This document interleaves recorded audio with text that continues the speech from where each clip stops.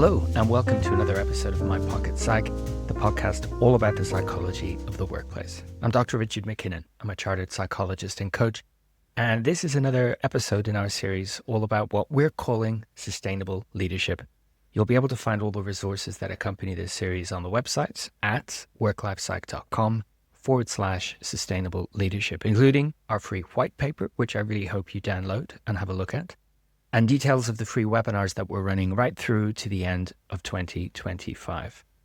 For this episode, we're going to be looking at a really important topic when it comes to leadership, and that is the experience of burnout, what it means, what the impact is, and what we could do about it. And I'm really delighted to be joined by an expert in this space, Dr. Richard Duggins. Richard is a specialist NHS consultant psychiatrist and a consultant psychotherapist, supporting people with their mental health and well-being at work. An international expert in the field, he's earned the title the Doctor's Doctor because doctors turn to him when they are struggling. He lives in Northumberland, England, and I believe that's where you're joining us from today. It is. Thank you so much for joining me. It's great to see you. Great to have you on the show, and actually wanted to speak to you about this book. Let's get it in the field there. Burnout-free working. So much of this I want to come to in our conversation, but I thought I'd set the scene by sharing a couple of the statistics from this. We're talking about the challenges to mental health from the workplace, and one of these things jumped out at me, and I reached for my pen as soon as I spotted it. A 2024 survey revealed that over 9 in 10 working people in the UK had experienced high or extreme stress in the past year. 1 in 5 needed to take time off work due to burnout or poor mental health. In the UK, 1 in 3 people of working age experience mental health symptoms such as sleep problems, irritability, and worry. This is a really common challenge, isn't it? It's a really common and important challenge, and I'm really pleased to be on this podcast and video and talking about it with you because it is so important. Fantastic. Well, it's great to have an expert on. Would you like to tell us a little bit about you, your background, and what you've been doing over the last few years? Yes. So, as you say, I work in the NHS. I'm a consultant psychiatrist and psychotherapist. And over the last 20 years, my specialism has been working with people who work in high-stress workplaces. And that involves me helping people with burnout and also work-related mental health disorders, mainly anxiety and depression. I started off working in a service that primarily looked after doctors, which is what led to my nickname, the Doctor's Doctor. And I still do a lot of work with health professionals. So I was a clinical lead in a national service called NHS Practitioner Health, which is an outstanding service for health professionals in the UK. And I'm still a psychiatrist in that service. But over the last few years, I've dedicated my time in the NHS to leading and developing a regional service called the North East and North Cumbria Staff Health and Wellbeing Hub, which looks after the well-being and mental health of health and social care staff in our region. I really like to start at the beginning then. The book is all about burnout, and you mentioned lots of different professions in this, so it's not just doctors, even though that's your core expertise there. What is burnout? How do you describe it when you're speaking to non-psychiatrists, non-psychologists? So I find 2 names of professionals really helpful when I sort of think about burnout. So the first one is a wonderful name. It's Dr. Herbert Freudenberger, and he was a New York psychoanalyst, worked in the 1960s and 70s, and he burnt out. And he was working in a public clinic with people with addiction difficulties during the day, and in the evening he was doing his private practice. And he worked too hard for too long and he burnt out. And no one had a word for it then. So he thought, I'm going to coin a word for how I feel.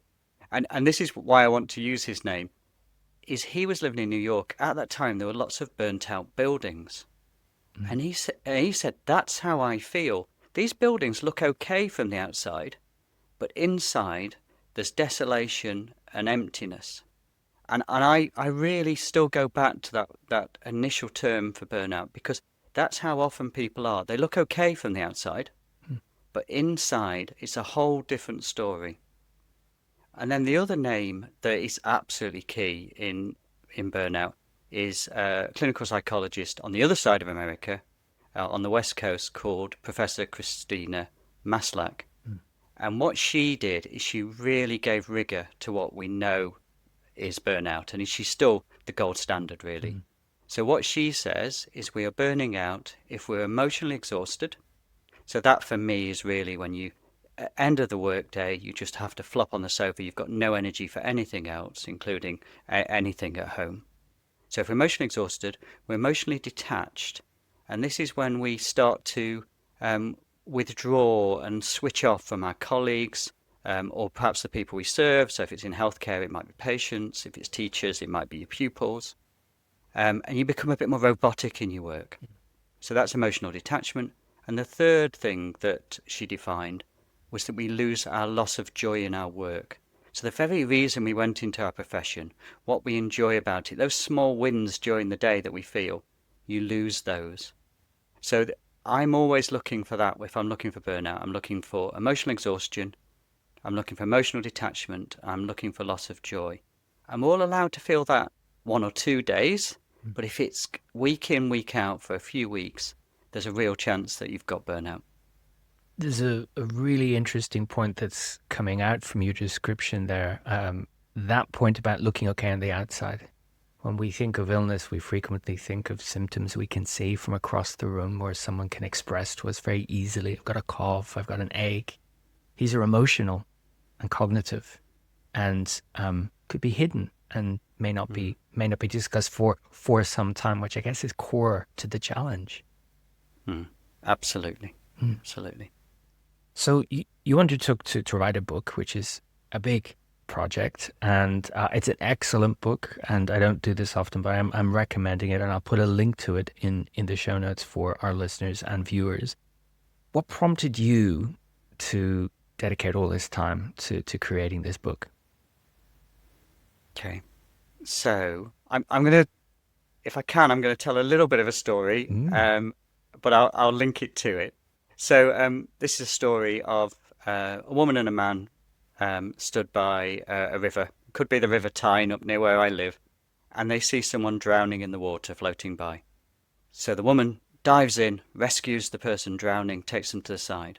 5 minutes later, they see another person drowning in the river, dive in, rescue them.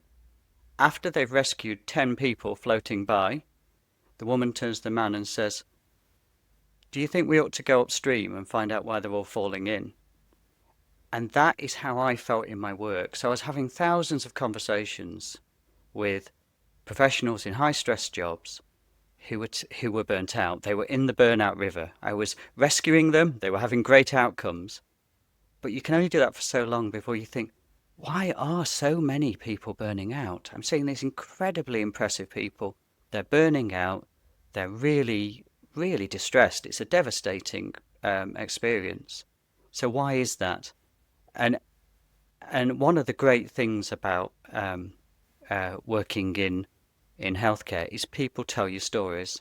So they were telling me what burnout was. They were telling me about how it came on for them, and also how they recovered.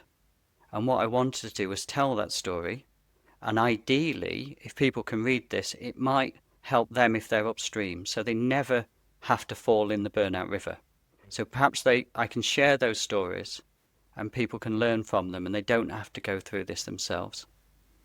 And the stories are great because you illustrate the science with vignettes, little case studies to bring it to life. And what stands out in so many of them are I'm trying to give a better word, but the kind of pedestrian pressures that come at people. You know, it's workload, it's maybe emotional challenge, but it's not necessarily the most intensive crisis jobs that can lead to this. It could be anyone, basically, right? Yes, it can be anyone. We are, if we think we're not at risk of burnout, we are fooling ourselves.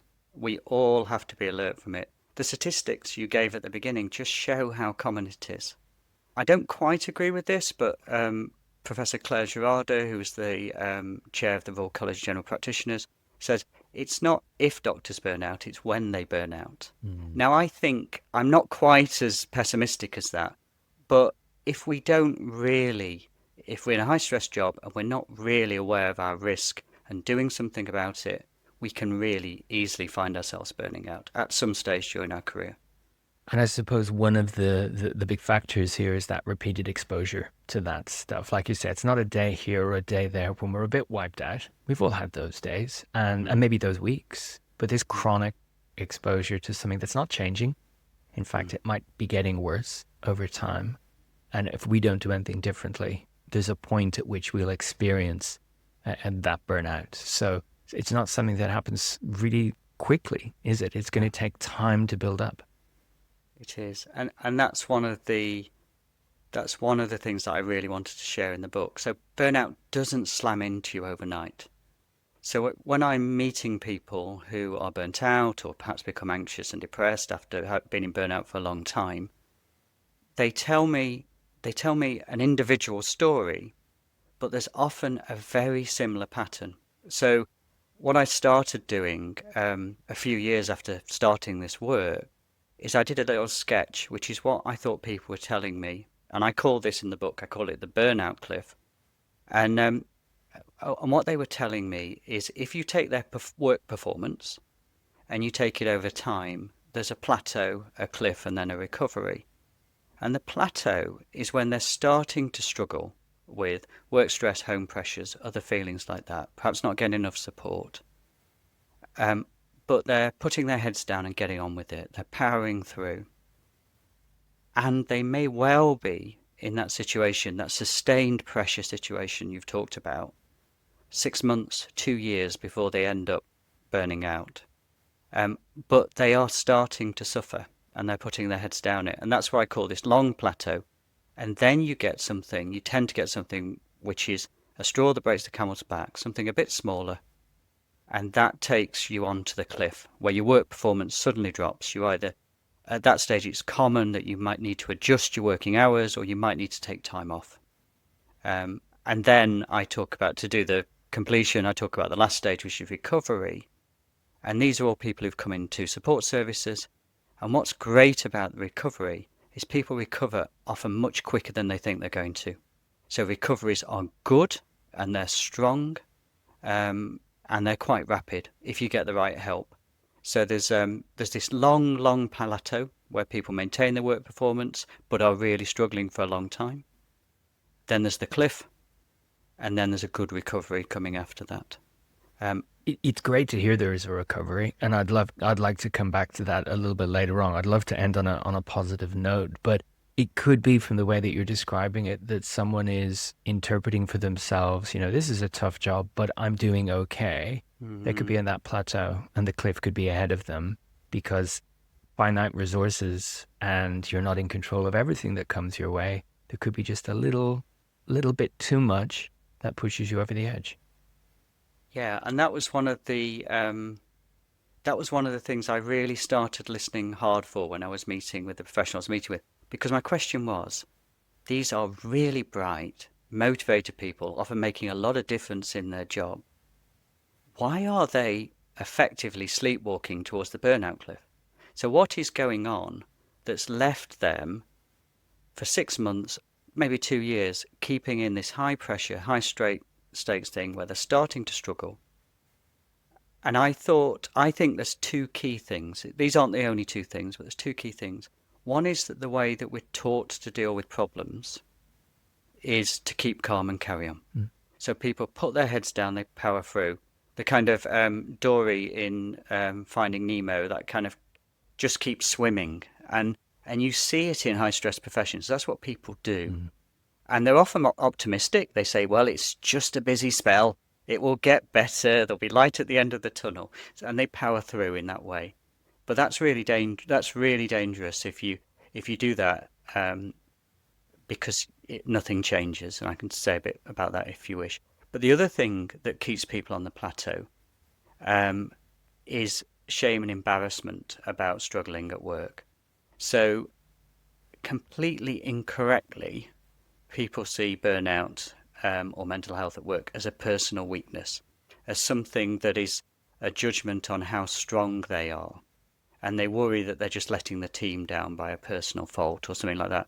So that's the other thing that keeps people keeping their kind of heads down and not reaching out for the kind of support that they need when they're on the plateau, is this kind of feelings of shame and embarrassment.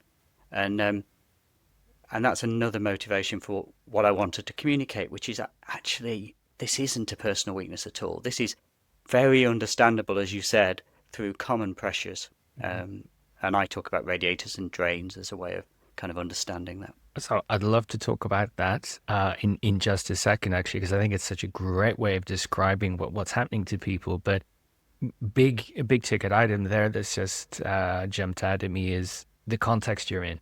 It's the organizational setting that you're in, and its demands placed on you, rather than you were always going to burn out regardless. It's no, the pressures, the culture, the team, and what is expected explicitly or implicitly of you, combined with, I'm sure it will be fine eventually, and sort of beliefs about, yeah, we just need to get through this next.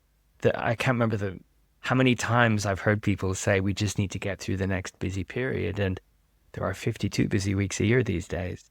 And if nothing else, some environments, they're busy and they have additional peaks. Winter time in medical environments, and other peaks for other organizational contexts. But I think that's so important that people understand it's not me that caused this. It's a big part of this was the job I was doing and where I was doing it. Absolutely. So tell me and the listeners more about the drains and the radiators, because I think it's a great visual for describing this. Yeah, thank you. So this was inspired by the work of Lorna Dunn, who's a Californian psychiatrist. And the idea of the radiators and drains is very much that what I was seeing in my work was people weren't burning out because of what was inside them, it was because of what was going on around them. So the radiators and drains say the things that are more likely over time to make us burn out are the drains, the things that take our energy in a simple way, drain our energy. And the things that are more likely to make us feel resilient or protect us from burnout are the radiators, the things that radiate energy. So if we just go through the drains, and to some extent, as you say, they are quite pedestrian, but they are work stress. They are the amount of hours we work and the intensity of those hours we work. They're really important. We can't ignore that. They are then also the home pressures. If we've got a lot going on at home, that affects how much we can manage at work. If we've got a lot going on at work, that affects how much we can manage at home. And for all of us, things happen at home. Now, these can be the kind of everyday pressures at home, or they can be what I call curveballs, which are those kind of big pressures at home, which might be significant change. So look, we have lots of significant changes from having having children, perhaps, taking on caring responsibilities for older people, moving house, lots and lots of changes. Yeah. A significant change we see in the NHS, where we've got a significant female population who are in their 50s. Is the menopause, very significant home change. And so we've got those home changes. And then the third drain, which is a really interesting one, is negative experiences at work. And this is where culture comes in a great deal. So this is, how do we feel about our work? So this is, do we feel valued at work? Do we feel supported at work? Do we feel our line manager's got our back? Are we aligned with our work? Do we feel developed? All of those sort of things. And if we have negative, how are complaints dealt with at work? Do we feel blamed? All of those things are really key, and that's another drain. The things that protect us against burnout are the radiators. And the radiators, again, are our support team.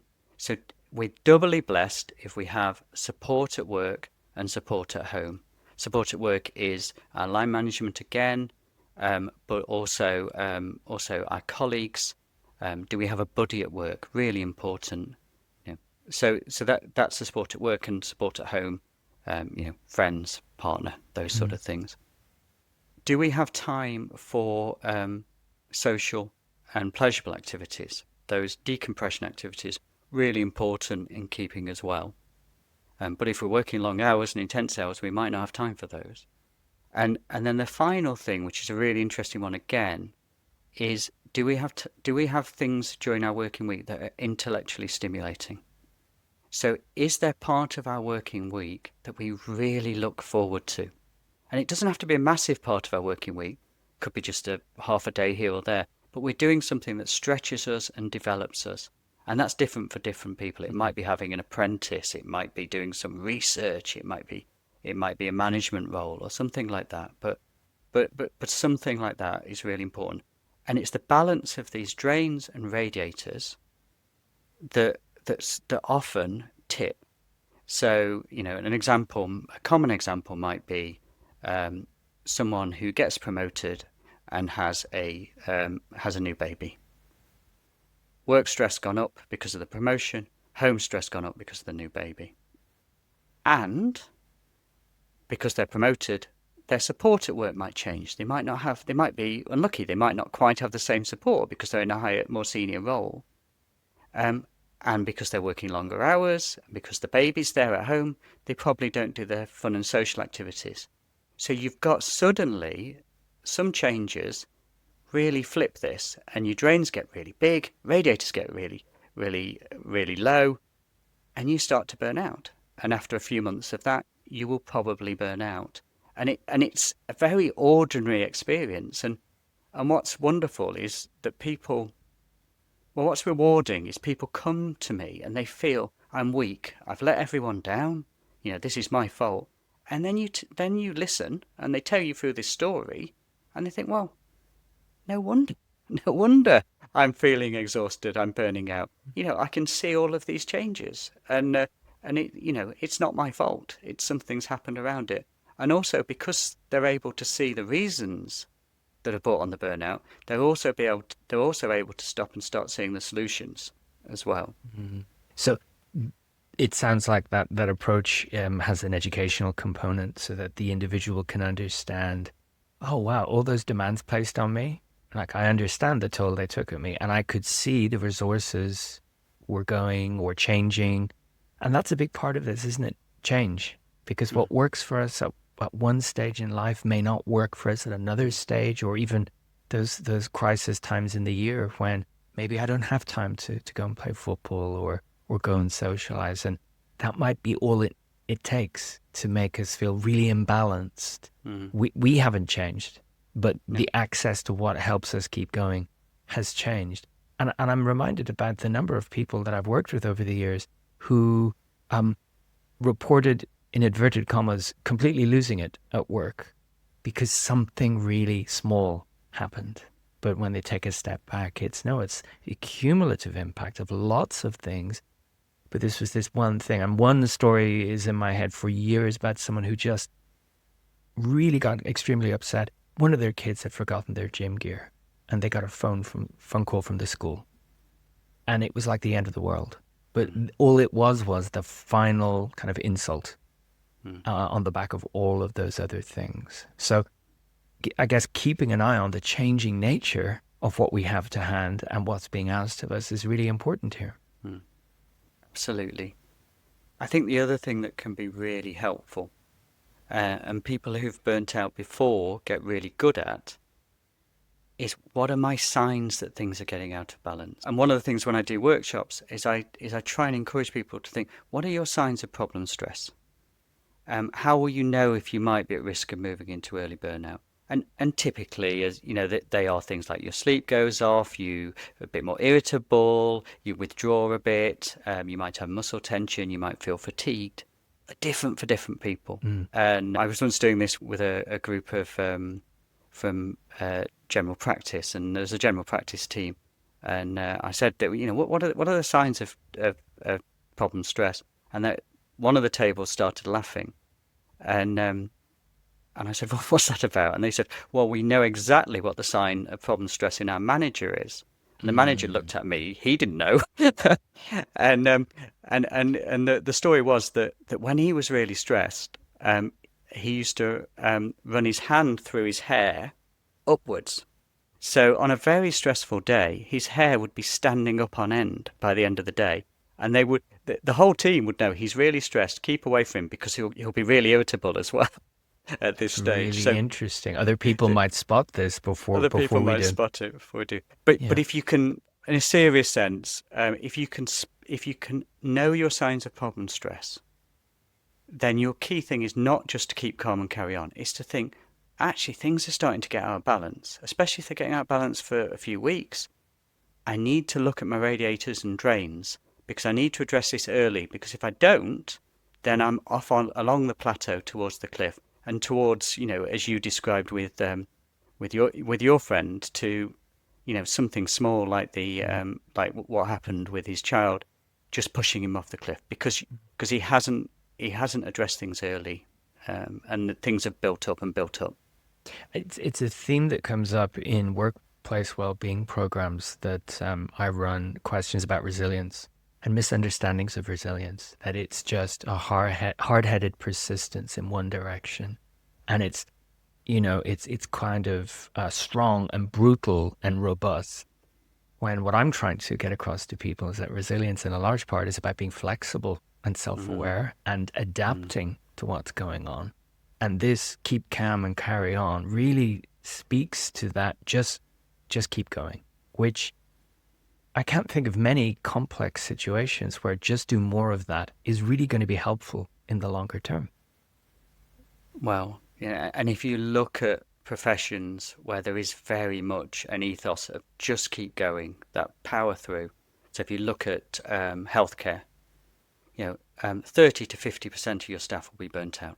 If you look at teaching, once again, that kind of keep calm, carry on, get through the term, similar levels of burnout. So it doesn't work.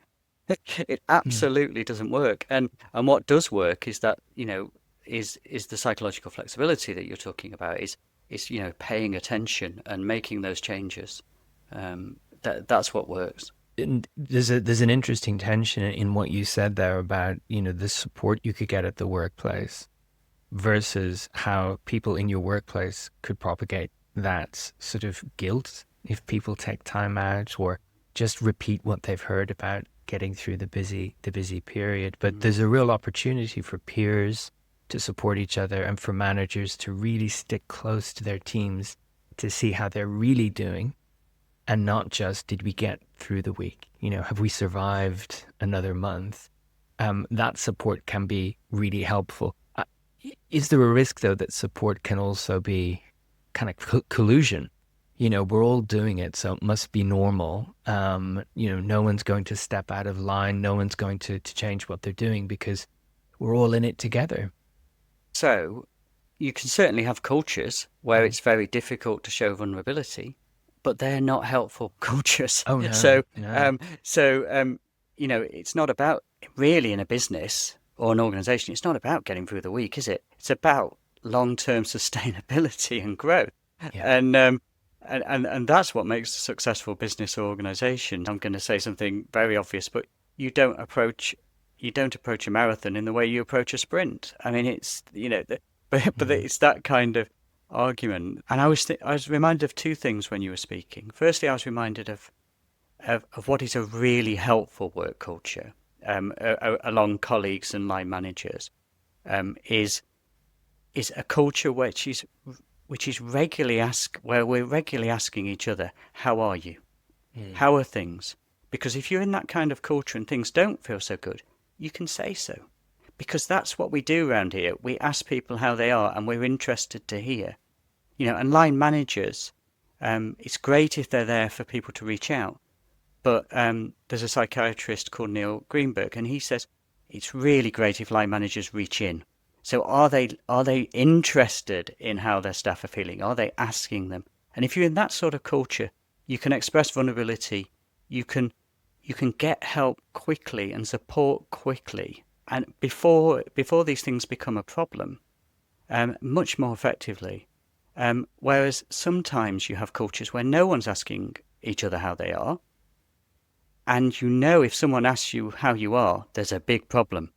You know, it's and that's the culture you don't want to have. The other thought I had about culture is how significant leaders are in culture, and a very small, well, an example that stayed with me then was early on in my career. I was leading a service for doctors.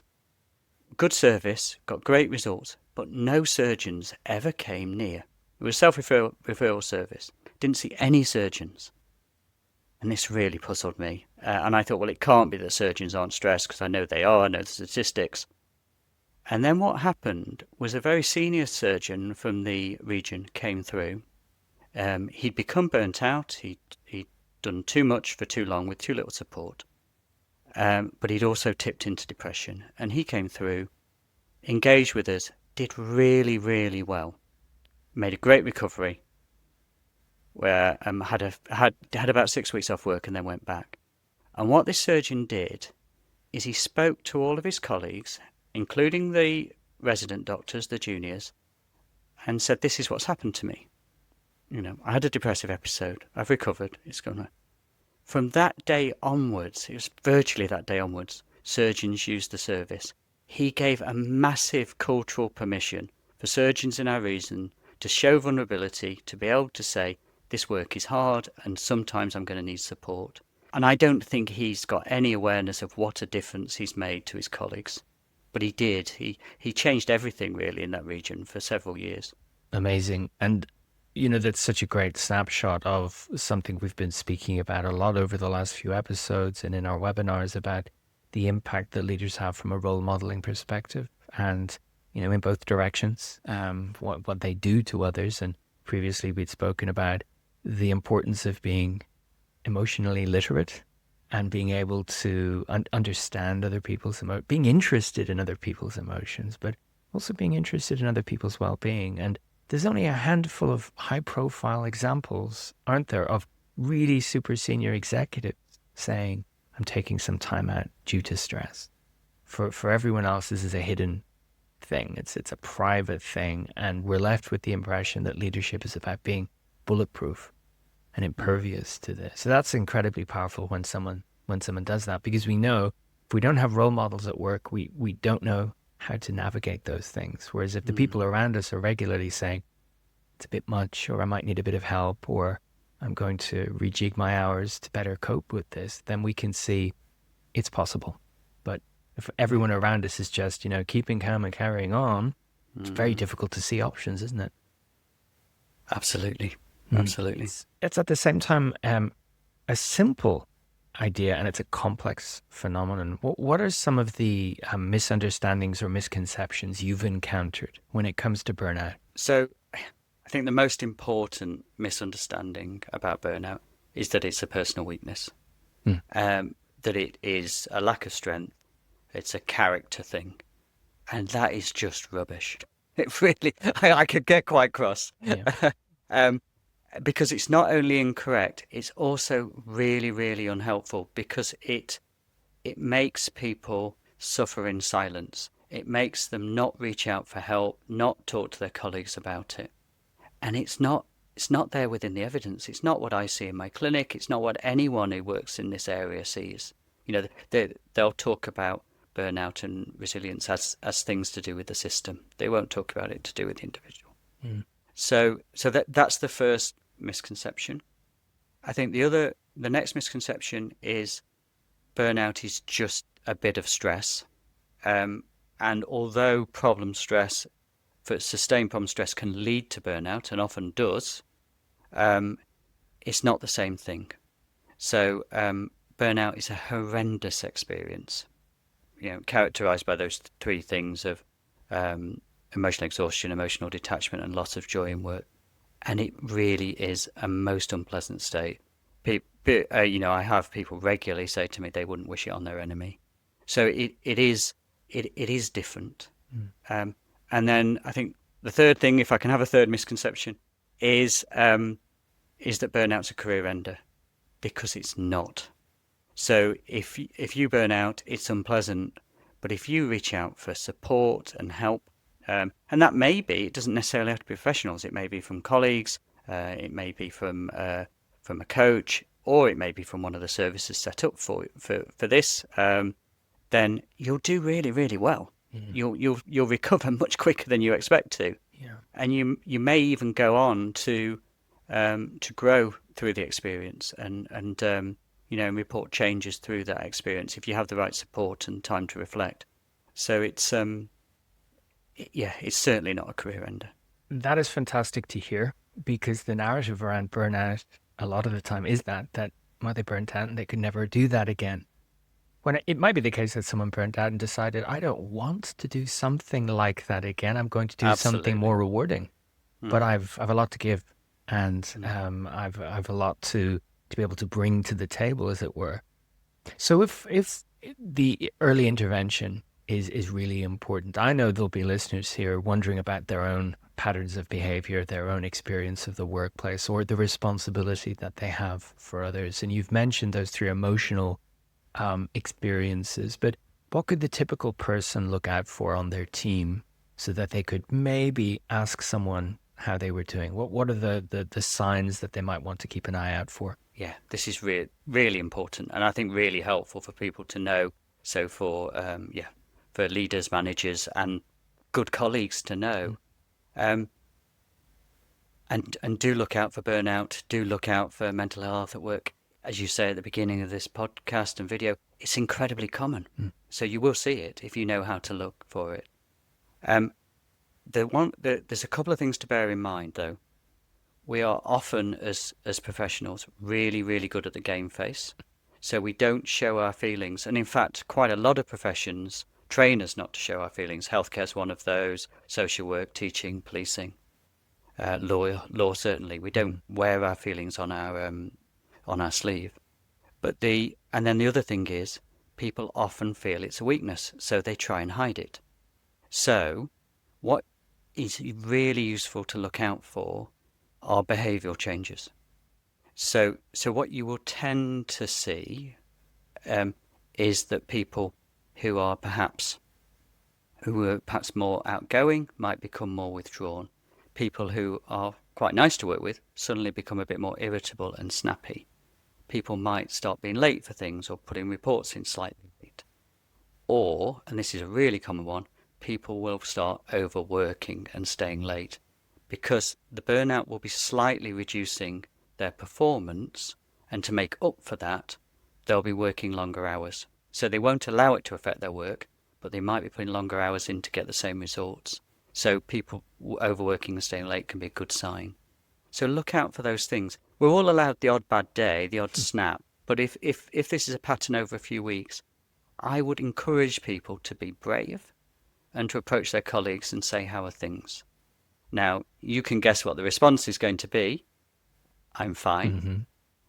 But what happens is if a colleague thinks you are genuinely interested, you care, you pick the right time and space, they probably will let you know how they're feeling if they're burning out. And do be persistent. And then your job then is, well, I talk about the 3 L's. So the first L is look. So look out for it, often behavioural changes. Second L is, after you've asked how are things, is just listen. Your job then is just to listen. Even if you're in healthcare and you're a doctor and you're a nurse, your job is not to be a doctor and nurse, it's to be a good colleague and listen.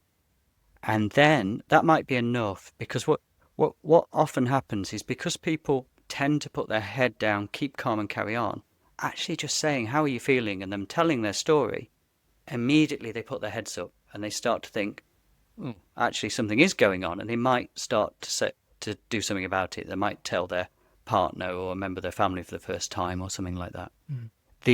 But if that isn't enough, then it's worth the third L, which is link, which is know who you might say, well, have you talked to so and so? Simple things might be, have you had a word with our line manager about about some of the pressures you're under? Have you been to occupational health? Have you reached out to the employee assistance program? All of those sort of things. Have you talked to the chaplain? Chaplains can be fantastic if you've got a chaplain at work. So those sort of things. And the reason I'm really pleased you asked this question is that a lot of people come to our services. So our services are all self-referable, but they come to our services because a colleague has spotted something and said, "How are you?" And that's allowed them to think, actually, things aren't so good. I'm going to get some support. So, I always feel so grateful to those courageous colleagues who have had that conversation. It's not easy, is it, No. having those conversations? But please, please, if any, for the people who are listening, if you are worried, do have those conversations because they can really, really make a difference. It's something that's come up in workshops I've run over the last few years where managers will express a desire to help, but the fear that they can't do anything with what they hear. And that's something that we really emphasize. You're not there to solve problems. You're there to listen, authentically try and understand what they're saying. And you're not instantly a psychiatrist or a psychologist. It's signposting, isn't it? It's letting them know there's possibilities for things that can be done and there's experts available, and even just letting them know, go and chat with the EAP. Just go and do it, rather than if I bring it up, I somehow have to solve everything, because that's often the manager viewpoint. If there's a problem, I need to solve it. But it's Yeah. not like that with mental health. No, it's the job is to look, listen, and link. I And love that. That's easy to remember. yeah, Yeah. and the other thing you can be is remember when people do come through for support, if they need it, they do incredibly well. So Yeah. you're doing them a massive favor. Yeah. People do worry, especially if they haven't been through this before, that it will be like opening Pandora's box. I will suddenly, it will all come out. I'll have to have ages off work. It will be awful. And actually dealing with these things early, nipping them in the bud, means they probably won't have an awful lot of effect on you. It's when you don't deal with them that they get in the way of your life and your work, really. And you mentioned that working the additional hours. When I talk about coping at work, it's one of the examples people often mention, that when there's a problem, I throw myself into it because that's a solution to the problem, but Mm. it's not really that sustainable. If it's to meet a deadline, fine, but then you'll have another deadline and another deadline. After a while, working longer hours isn't going to be helpful in any sense, and you're grinding yourself down as part of that. Mm-hmm. Absolutely. Yeah. And in working those extra hours, in focusing on work, what you are probably neglecting is your support team outside work. So you might not be meeting your friends for for a coffee or a drink maybe, but also you might be neglecting those joyful activities that keep you going. So whatever they are, they're different for different people. Mhm. But you might be doing that, and that's when it can tip. So you focus more on work, and you lose those radiators, and then that is quite risky.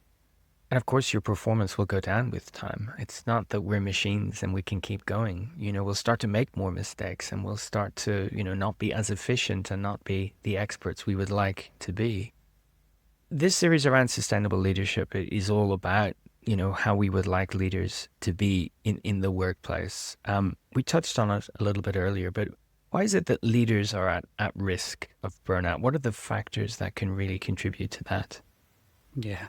So leaders are at risk of burnout, massively at risk of burnout. I mean, if you look at just an example, if you look at the US statistics, teachers are the most burnt out profession, but leaders in teaching are even more burnt out. Mhm. So that and that's leading in any profession is a massive risk.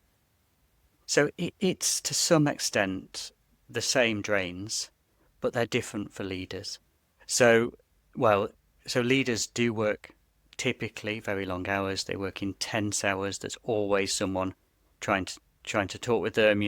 They've got Outlook diaries with 4 different meetings on at Yeah. the same time, and they're having to juggle them. They're increasingly in the complex world of work. There isn't an end to the working day, so they can carry on their work when they're at home. It's not like leaving the office in the way that it previously was. So that's particularly there. So the amount of work's really really strong.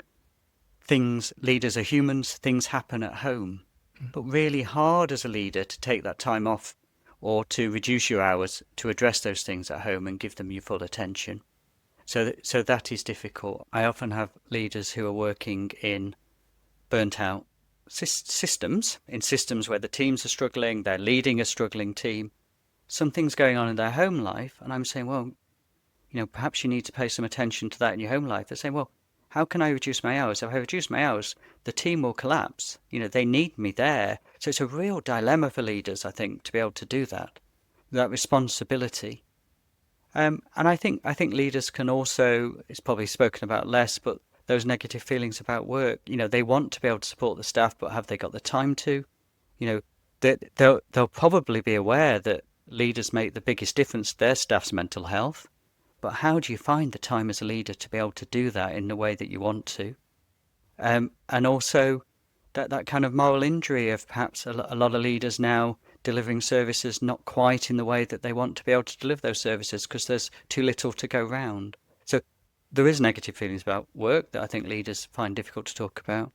The other thing when you're a leader, if you go into the Radiators, is where's your support team? Mm-hmm. So you reach a certain point in the organisation that where are your peers in the organisation? Where can you talk openly? Where can you talk like that? And I know some of the leaders that I meet in my work often start to develop peer networks with leaders in other organisations where they can have, perhaps not competitive ones, but where they can have that kind of peer support. I think that can be really helpful. Find a buddy to talk through things.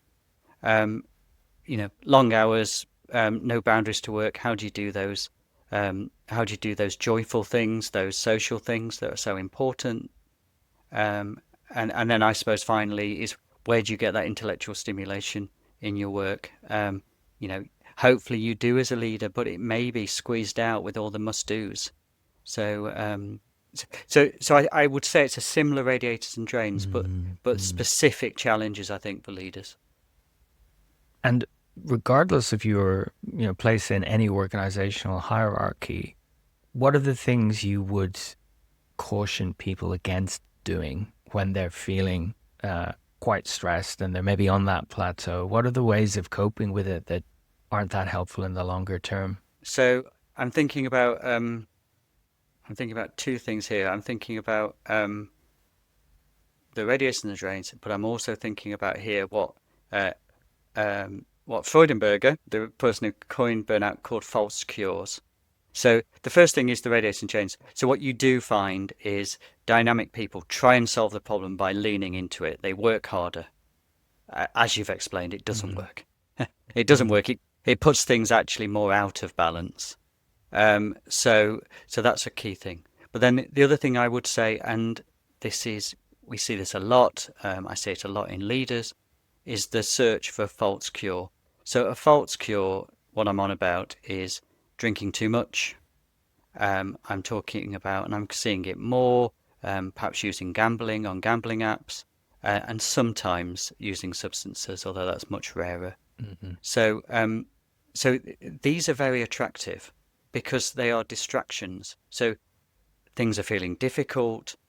They're a way of just keeping on. You're feeling stressed, you're feeling irritable, you're not sleeping. Have a drink. It seems like a solution. And in the short term, it might feel like a solution, but it makes things much more complicated in the long term. It can become the biggest problem that you're facing. And it also means that you don't deal with the underlying cause. So there will be an underlying imbalance between the Radiators and the Drains here. But by drinking, you're not sorting that out. You're just ignoring it, and that's how and that's another way really to the burnout cliff. And I think that's such a key point there, that some of these responses people might use could actually make everything worse.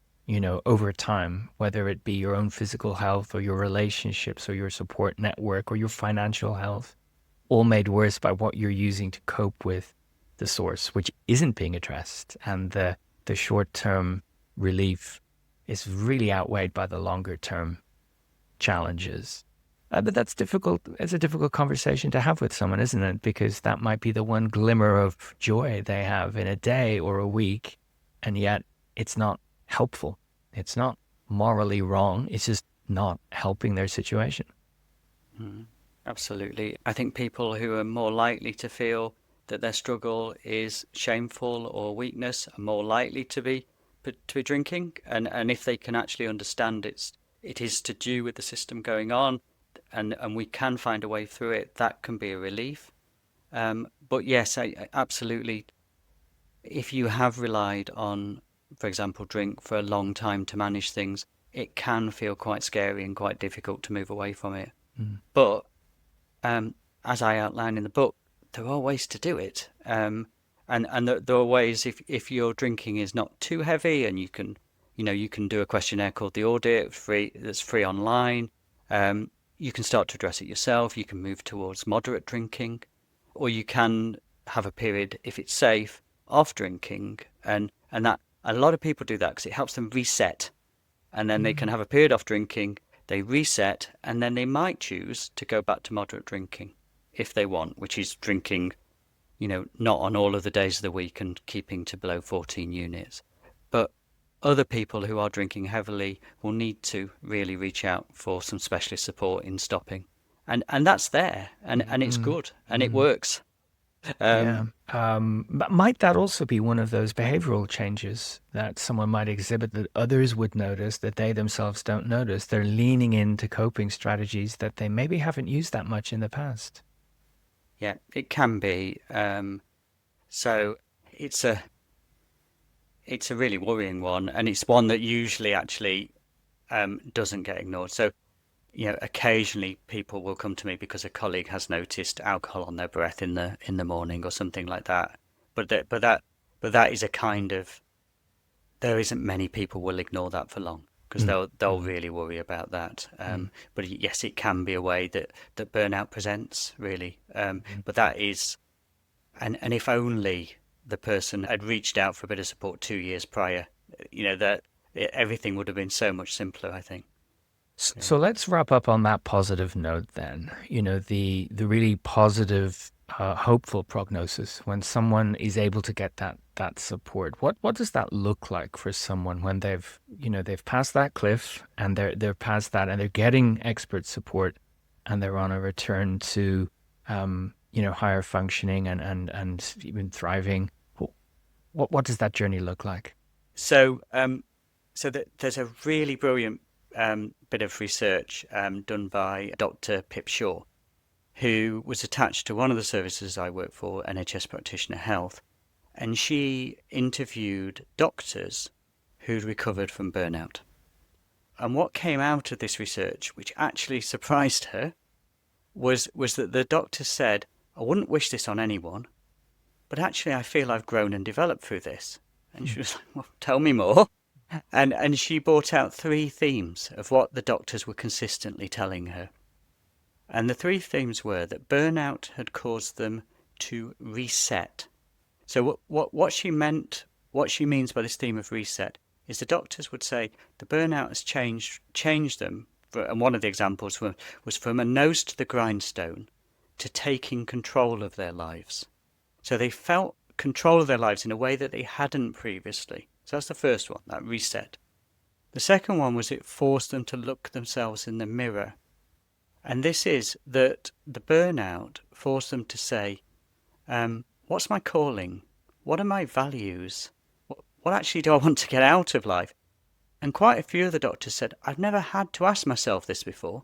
I've just, from school, I've just worked really, really hard. Mm. But it forced them to ask that. And they said, my life now is more aligned to actually how I want to lead my life. As you say, making those changes. So some people might choose to do that. So that's the reset, the looking yourselves in the mirror. And the final one was connected with people. So they said, what I'd become during my period of burnout was quite isolated, quite withdrawn. But during my recovery, I've become much more connected. I now feel part of a community at work and a community at home, and I feel my relationships have deepened.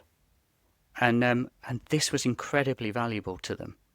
So I think it's a really hopeful piece of research. It also, when I went to see her present, it was like a light bulb for me because I said, "This is what I'm seeing. Somebody's talking about what I'm seeing and what people are telling me." And it's a kind of, I mean, if you want to use a technical term, it's kind of post-burnout growth. That's what people are saying. But it's really hopeful, and I think it's an important message for people to take from this, that the best thing is to avoid burning out. But if you do find yourself in that position, if you can have support and take time to reflect, actually you can make it work for you. Mm-hmm. I mean, it's very, very positive to hear that and running counter to received wisdom about this. That's fantastic. We need to wrap up. And I would love to give you the opportunity to share one final thought, one message that you really want ringing in listeners' ears about this topic. So the reason I wrote the book is because, and I called the book Burnout-free Working, is because I believe that if you are alert to the signs of problem stress and the signs of early burnout, you can act to stop it. So you, rather than keeping calm and carrying on, rather than keeping on swimming, if you keep calm and nip it in the bud, if you pause, reflect and act, there's absolutely no need for you to go through the experience of burnout, or actually for your organisation to experience you going through that period of burnout. That is fantastic. I'll once again recommend the book, Burnout-free Working. It's an incredibly accessible read, and there are some great examples from a whole variety of professions, and some great statistics and some great actionable stuff in there. So Richard, thank you so much for your time today. For everyone else out there, we'll be sharing the resources we spoke about on the website, and you can find that at worklifepsych.com/sustainable leadership. If anyone would like to get in touch, you can drop me an email at podcast@worklifepsych.com. I'd love to hear your thoughts on this topic, answer the questions I can, but I'm sure there'll be some questions for Richard as well, and I'll forward those along. As always, everyone, thank you for joining us today. Thank you, Richard, for your expertise and your time, and I look forward to seeing everyone next time.